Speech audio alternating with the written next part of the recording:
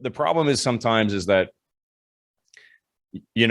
that 2 weeks you might already be too far behind, and then your price reduction might be more than what they ever thought of, just in that short period of time. And that's when it can be you can get into real trouble. So you just have to be clear in the conversation, saying that we're going to make sure that we're following the market. I'm going to be in touch with you every couple of days, letting you know what's going on with this and this. And then, when you get there, you find out. I mean, maybe they'll get a little bit anxious earlier on, but again, a lot of people are stuck in the scenario where they need their money for their next move. So that's the thing too, right? Like I guarantee the conversations right now that some agents are having with their sellers right now is brutal. Like there's a lot of people tripping. So that's how it is. We're just caught in this little shuffle of the market, and we'll get through it. You're listening to the Ottawa Real Estate Podcast with your hosts, Paul Stevenson, David Warren, and Greg Campbell. Let's see what's going on in the world of real estate today. Hey guys, Did we do it? We're back. Are we here? It's the Ottawa Real Estate Podcast. Wow. Week 475,000. My name is Paul Stevenson. I'm here with Greg Campbell. I'm here with David Warren. And we were just talking about how exhausted we all are with this real estate market. Mentally exhausted. So I am one of the owners of Referral Mortgages. I'm also a mortgage agent, and I'm here with Greg Campbell. He is a managing director and a realtor for the agency Ottawa, the agency. And David Warren is here. David Warren is my business partner and owner at Referral Mortgages, also a mortgage agent. And gentlemen, how was the weekend? Happy belated Father's Day. We're all fathers now. We're all fathers. We are We're all fathers. Yes. I have my Father's Day cards here on the new bookshelf. It's very, very beautiful, dad-like of you. Yeah. How was the weekend? Dave, I know you had a lot going on. Tell us about what were you doing? Busy weekend. There was Italian festival back. Been hiatus for 2 years through the pandemic, so that was on all weekend. So we had the gallery up and going. Long days the past few days.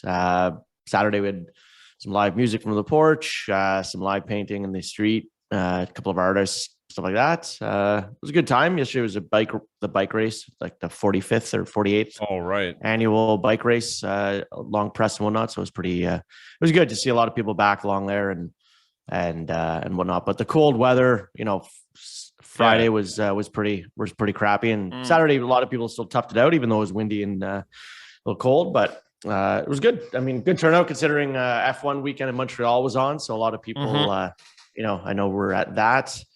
But overall, good weekend. Our listeners, ready for bed. For our listeners, the gallery David is talking about is the Santini Gallery. It's an art gallery on Preston Street, Little Italy, Ottawa. Correct. Thanks for that plug, Gregory. Yeah, we have to at some point have I had to do it. A toe rep event. Hey, we'll just have a toe rep event. We need a toe. You know what, dude? I'm sorry live to interrupt toe rep Paul, event, but we need a toe rep event. We could do it at the gallery. Would be a good place to do it. That'd be fun. I don't know. We could do it at the office in Orleans, but nice central location. Drop in for people. People listeners of the shows. I think they call that a meet and greet. I think we should do this in August. We should have a meet and greet toe rep event at Santini Gallery in August. Who in the world will show up? I can't wait to meet some people. No one will come. Yeah, we're just sitting there, the three of us, just waiting. No one comes. Just sitting there sipping wine, looking at art. In my head, I'm picturing like coming. The start of Top Gear episodes, where everyone's in the room and it flies in, but it's not going to be that at all. That's great. I gotta tell you guys something. Just because I mentioned B. Sharon, because he always, or he or she always comments on the post. But there's a company called I Deliver in Ottawa, and the owner is Michael B. Sharon. And every time I see it, I'm like, I wonder if that's the guy. I wonder if it's Michael B. Sharon. If you're listening, holler at us. Let us know if it's you. So we were, good segue, Greg. He actually commented, believe it or not, on the episode last week. I always say he, I just assume for some reason, but it could be a she or they. But whoever It is. That's commenting. Whoever Bicharon is. Whatever type of human you are. Yeah. Bicharon. If $300 per month in extra mortgage payments, we're talking about the increase in variable and mortgage payments and so on last week. He said if $300 per month in extra mortgage payments can break someone to cause them to sell their home, can they not simply ask for a longer amortization? So I feel like we should just quickly answer that for B. And the answer is yes. People can extend their amortization, but it all depends on the structure of their mortgage. So, as we've talked about, I feel like almost too much, but I know not everyone listens to every episode. So it might be worth just summarizing, but most mortgages, especially if you're putting less than 20%, they have to be 25 years, right, as a max. So some people, if you wanted to, if you're say 4 years into your 25-year term, you have 21 years left, you could extend it back to 25 years. But the issue with variable rates is that if the rates are going up, then your amortization it's either doing one of two things. It's either extending or your payments are increasing. So if your payments are increasing, you could potentially amortize it back to 25 years. With the increase in home prices in Ottawa too, you might have now a 20% equity built up in the home. So you could potentially switch lenders and extend it to 30 years now that you have that kind of built up equity. So that would certainly help your payments. So, if you have other consumer debt, things like this, I actually sent a newsletter to my clients this week talking about exactly that. We're fielding a lot of calls about, I'm sure I know Dave is, about, should I lock in my rate and this and that? And we've talked about it on past episodes, but I told my clients, if you're dealing with consumer debt, now is actually a good time, if you're in a variable, especially, to just pay that penalty, pay whatever it is, $600,000, $1,500, whatever the penalty is. It's only 3 months of interest. Consolidate some of that, extend it to 30 years and lower that payment, give yourself some cash flow. Cash flow is going to be king for the next year to year and a half, having cash on hand and being able to manage payments. So I think now is actually, although rates are a bit higher, it is actually a good time to break that variable rate and consolidate some of that additional debt with increased costs and lower your monthly payments on the mortgage. I love it. Yep. Great question, Bicharon. Great question. Greg, you got some numbers. Let's slide into the numbers. Let's do it. Yeah, this is a funny one. Okay. So got my small coffee here as well. Again, I don't have the graphics I promised. We'll just give up on that. But I do have the information. I do have the data. So I did Kanata Stittsville this week. Next week I will what was homie's name that messaged in there? Rod. Anyway, someone messaged on YouTube there. I'll do the outskirts. I'll do Rod Stewart. That'd be amazing. With your love touch. I'll do Russell, Campbell, Rockland next week because we like to rock in Rockland. Sweet. That was a very terrible joke. Very bad. So, that was awful. Kanata Stittsville. This is cool because I can compare this. I compared this to 2021 in the same week for detached towns and condos. It's pretty interesting. So we'll start off with detached homes. So in the last week, 17 homes sold. The average sale price was $912,000. Average days on market, 29. You called sales price to list. Sales, I did. Sales price to list price, 103%. Conditionally sold for $1,144,000 average. 16 days on market. So that's a little difference there. And active, 78 properties active. Kanata Stittsville, detached properties active. Average price, $1,041,000. 27 days on market for those active right now. So if there's that many active right now, next week, chances are that the average days on market for the solds is also going to be, it'll be 30 for sure. For sure. 2021, 19 homes in the same week in 2021, 19 homes sold versus 17 this year. Average sales price, $872,000 versus $912 this year. Days on market, 12 versus 29. Big difference. Sales price to list price, 110%. Townhomes. Average sales price, $691,000. Average days on market, 15. Sales price to list price, 100%. So they're selling for list price. And there's 20 homes that sold in the last week. Conditionally sold, 1. Days on market, 11, $575,000. And it's conditionally sold at that list price because it's conditional. We'll see the final number next week. Currently active, 64 active. Average price, $694,000. So almost the same as what the average sales price was last week. with an average of 19 days on market. 2021, there was 29 sold versus 20 this week. 604,000 versus 691,000. So that's way up in the towns. Days on market 9, sales price to list price 108%. So clearly what we're seeing based on that, I'll do the condos next, but based on that, the towns is still the hot pocket. Like that's where the money is being spent. That's where the majority of people are buying. That's, you know, where the money is going. The upper level is up slightly, but I think that's going to balance out. Condos, average sales price of condos, again, Kanata Stittsville, 429,000. Days on market 19, sales price to list price 99%. 4 of those sold. Conditionally sold 1, 11 days on market, 515,000. Active, there's 20. Average price 440,000. Days on market 21. So now again, I predict that number is going to hit 30 next week, 25 for sure. In 2021, 12 sold versus 4 this same week. Average price was 455,000 a year ago versus 429. Average days on market last year was 14 too. That kind of surprised me. Sales price to list price was 108.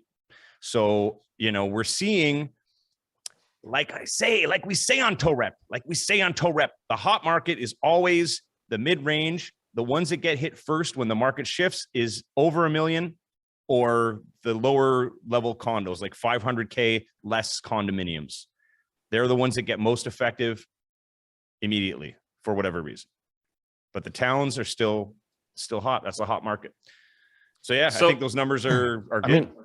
I mean, it's like what you're talking about on the detached, really the same week last week, even though it's a longer days on market, but 17 versus 19 sold, this year versus last year. So not a big difference. And the sale price actually being, and the sale price being, up and then the towns being, significantly up. Just kind of goes to show that yes, things are slowing down a little bit, but it's still pretty active and prices are still maintaining. They're maybe coming down at list prices being more accurate to sale and not getting multiple offers, but it is still up from last year. It's like that's staying. It is and holding. The comment that I make about the prices coming down a bit in the million plus is that if we went back 2 months, the numbers on the detached homes would be well above what they are now, whereas the towns would be closer. So that's the mid range. As soon as the detached start averaging over $1 million, it definitely it kind of knocks out a big segment. We've talked about before, in order to purchase a home with less than 20% down, the purchase price has to be under $1 million. So that kind of takes away that segment of buyers that might not have that 20%. So anyone looking to buy 20% or more, you have to have 20% down payment as a minimum. So I think that's certainly, and I guarantee you that some of those homes listed selling in the 9s would have been, might have been listed and reduced. I didn't go into that much detail, but guaranteed some of them are. The ones that are higher are definitely sitting. Anyways, and in that high price point, working with somebody that purchased firm, 2 million plus, and their place is listed for mid 1.5, and it's not selling, and they need, they're really needing that just a sale agreement on it in order to get the bridge, and it's a little hairy. So it's I think that certainly that upper range thing sitting again. Think about that when you're purchasing or going firm on a deal of when you need to list your place and listing it sooner rather than later. Likely best to sell before buying, being that there's so many options on the market right now. Absolutely. There's no way you can't don't, unless you're paid, you know what I mean? Unless you got a lot of equity or a lot of money in the bank. I have, I know of some people right now, they're going through a scenario where they listed for sale. They would have sold at easily 100,000 more a few months ago. Beautiful detached home in Barhaven. And they bought a new Minto closing in, I think it's closing in October. Anyways, they don't think that they're going to be able to get the money out of the house. So they're going to have to figure out alternative ways to get everything together. And they even asked Minto if they could back out of the deal. And Minto said no chance. For sure. Yeah. I mean, it's it's tough on the new builds. And actually this weekend I was speaking to one of our listeners reached out to me last week. He's got a new build closing in December. And no firm date on that. The builder hasn't provided that. That's the estimate. But rightfully so. And I was trying to calm him down. He sent me all his stuff to give him a high level overview. But with qualifying rates, he's very well educated. Listens to Torup, very well educated on qualifying. But he's been nervous of as rates keep coming up, qualifying in September for this new build. How do things look and kind of that predicted and signed this purchase agreement. Like you said to me on the phone, I thought I did everything right. When I signed it a year ago, I told, and I kind of said, you did absolutely do everything right. You're not, back's not completely up against the wall, but he was stressed out. And I think there's going to be a number of people that as they start getting those closing dates, that they are going to be not able to qualify with an A bank, and they're going to have to push into the B or private space as a temporary bridge because they can't get out of those. Builders aren't going to let them out. No, because they'll never be able to sell them for the same price if they try again. Yeah. People aren't going to pay. Well, and that individual's done upgrades, likely to that home that others might not have done, or, things like that drive up that price. But yeah, I mean, certainly builders, if this was maybe a year ago, what do you think? Do you think a builder would have let them out of that purchase agreement? You know what? I can't say from experience, but it would make sense that they would, because there would have been someone knocking on the door the next day for maybe paying more. They would have been like, we want out, no problem. It's 25,000 more. Someone comes in, sold. Yeah. Because there was a couple of situations that I heard of, and I got calls about from agents asking me, what I thought. Mortgage agents called me and asked me that the buyers weren't going to be closed. Like they were going to have to delay closing even just by a day or two. And the builder was refusing, and they wanted the property back because they, if the client wasn't able to close on that day, they weren't extending anything. They weren't giving any leeway. I think that, builders were being, that's pricks to say the least. But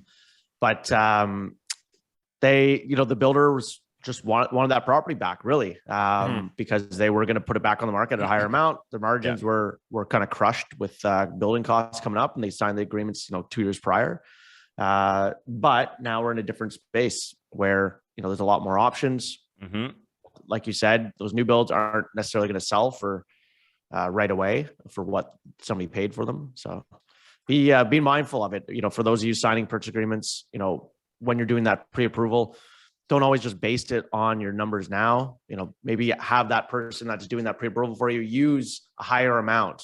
If 6.5 is the qualifying rate for fixed, maybe ask for them to qualify you at 7.5 just to be safe. Per 5-year fix plus 2%, as if it's going to continue going up a little bit higher. But be mindful of that, kind of plan accordingly.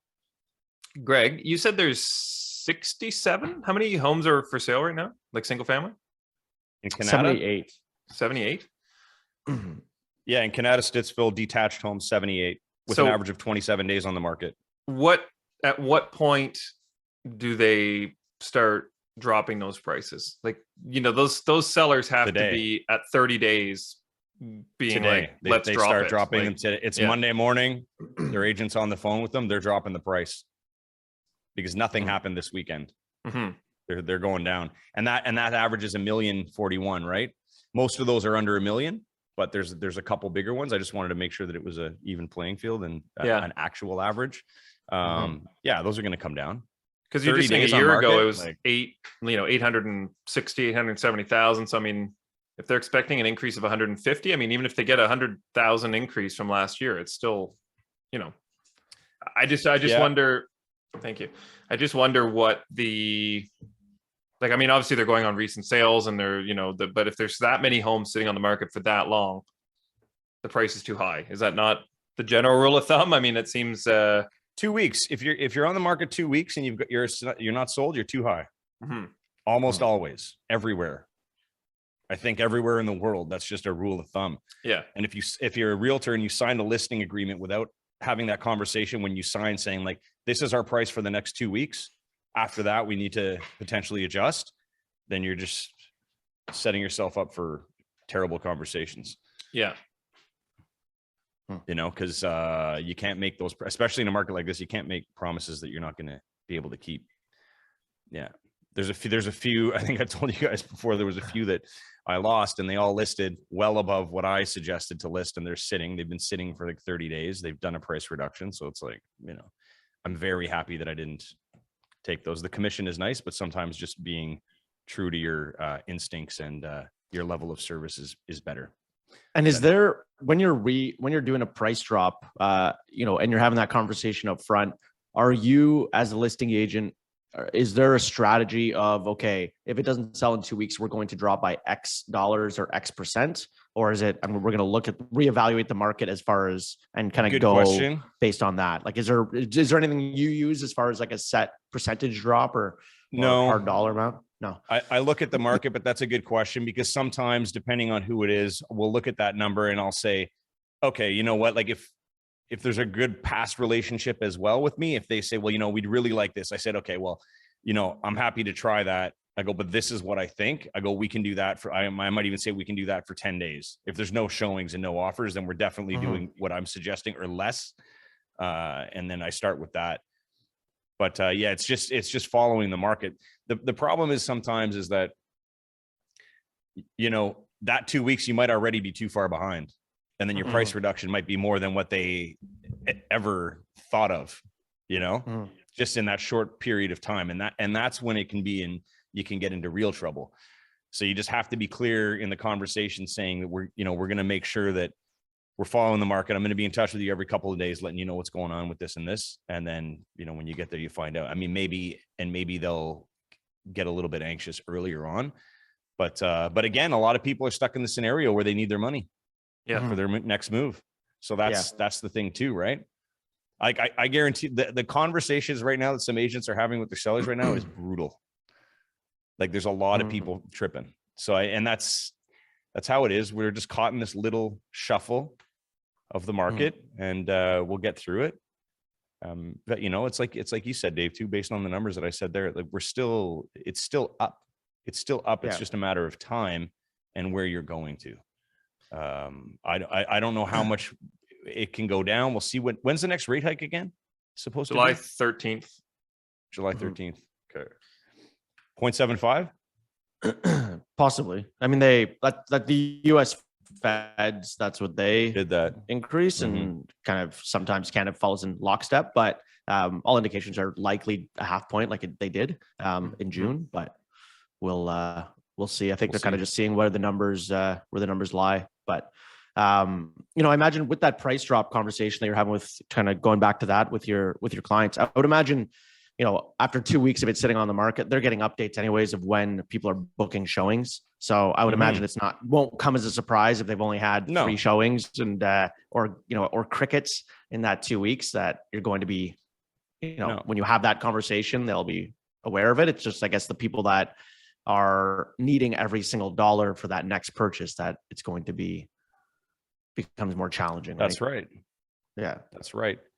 And you know, I'm hoping that we can get back into the you know, appraisers being more available, but I'm doubtful of that. It's like, you know, how we've talked about in the past, where I used to, you know, before we listed a home, someone would want a certain price, and I'd say, well, let's get an appraisal done so we can know what the actual value might be looked at from the lender.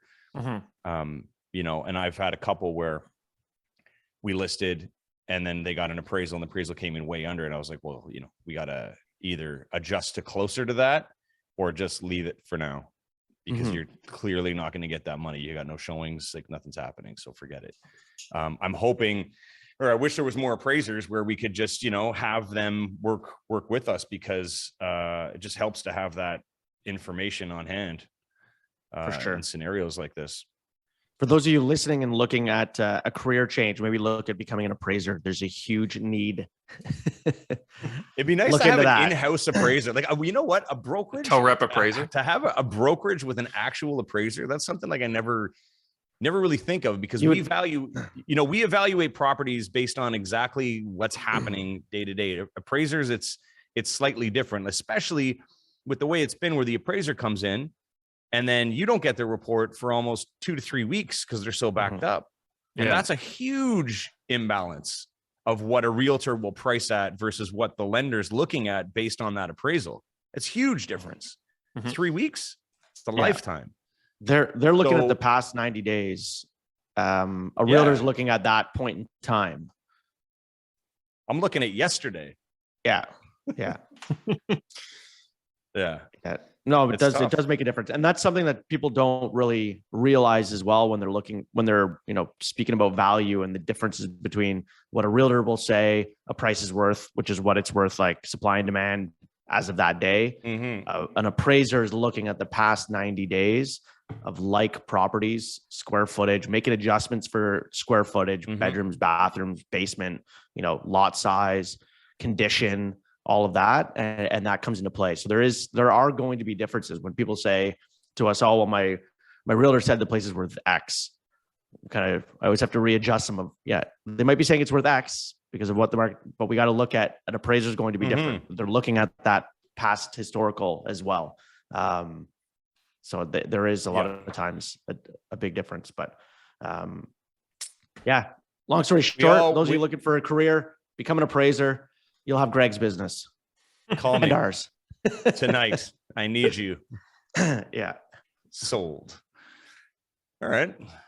Mood boost, Paul? Oh, yes. Or anything else to say? Or are we good? Anyone else have anything to talk about? I'm way too tired. I'm still exhausted from the weekend. My legs, I'm not used to being on my feet for 12 hours straight. I'm not gonna lie.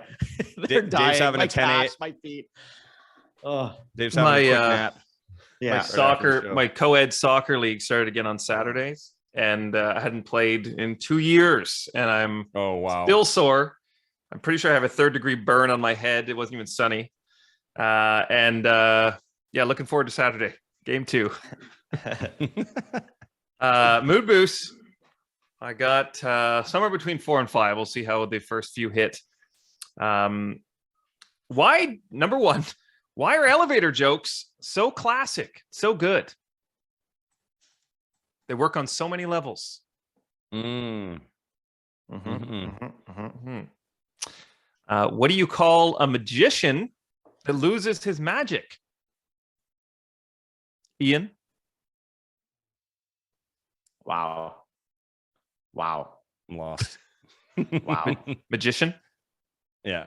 Magic, Ian? This is his magic. I got it. Okay. What do you call a turtle who takes up photography? A snapping turtle? Snapping turtle. Okay.